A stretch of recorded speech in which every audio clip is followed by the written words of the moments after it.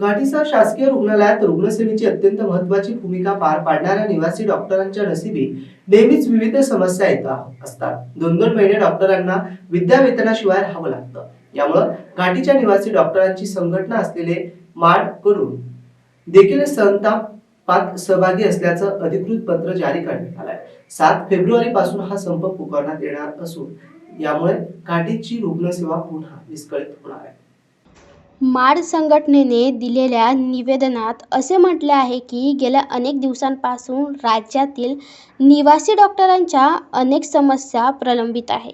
गेल्या एका वर्षभरात मध्यवर्ती माड संघटनेने अनेक वेळा यासाठी सरकारकडे पाठपुरावा केला, आंदोलने केली, पण प्रत्येक वेळी आश्वासने गाजर आहे प्रशासनाकडून दाखवले, प्रत्यक्षात कोणतीही दखल घेण्यात आलेली नाही। त्यामुळे आता पुन्हा एकदा विविध प्रलंबित मागण्यांसाठी मध्यवर्ती माड संघटनेने 7 फेब्रुवारी रोजी संध्याकाळी 5 वाजेपासून संपावर जाण्याचा इशारा या निवेदनाद्वारे दिला आहे।